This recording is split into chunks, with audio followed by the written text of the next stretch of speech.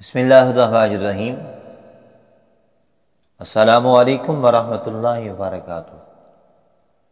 آپ اپنا ہی YouTube channel روحانی علاج دیکھ رہے ہیں، دیکھتے رہیے گا۔ آپ بھی ہمارا ساتھ دے کر دکھی انسانیت کی خدمت کیجیے، غریبوں کا سہارا بنیے۔ آپ سوچ رہے ہوں گے کیسے سہارا بننا ہے، دکھی انسانیت کی کیسے خدمت کرنی ہے۔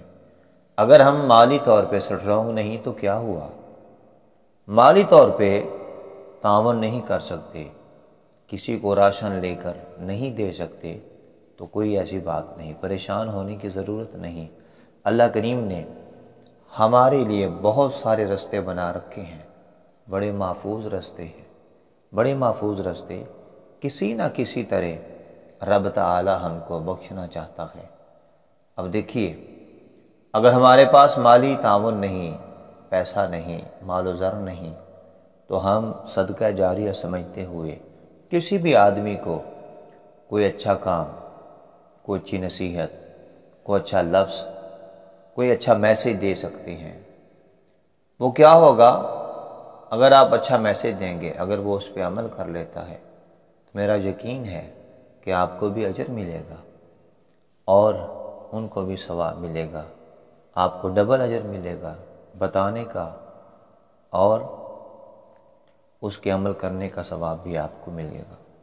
آئیے اسی طرح آپ جانتے ہیں کہ آپ کے اس چینل پہ الحمدللہ تعالی سورۃ الفاتحہ کے 175 اور خانہ کعبہ شریف میں لکھے گئے 350 بابرکت وظائف بتائے جاتے ہیں۔ آپ بھی ہمارا ساتھ دیجیے، اس کو زیادہ سے زیادہ شیئر کر دیجیے۔ آئیے کثرت احتلام کا علاج آج بتانے والا ہوں۔ خدا نہ خواستہ کسی نوجوان کو یہ مرض لگ جائے تو اس کی جوانی خطرے میں آ جاتی ہے، جوانی کمزور ہو جاتی ہے، انسان جلدی بوڑھا ہو جاتا ہے۔ آئیے اس کا قرآنی علاج کیجیے۔ بستر پر جاتے وقت اول آخر 11 مرتبہ درود شریف پڑھ لیجیے۔ سورہ طارق جو مختصر ہے، ایک رکوع پہ مشتمل ہے اور 30ویں پارے میں ہے۔ سورہ طارق پڑھ کر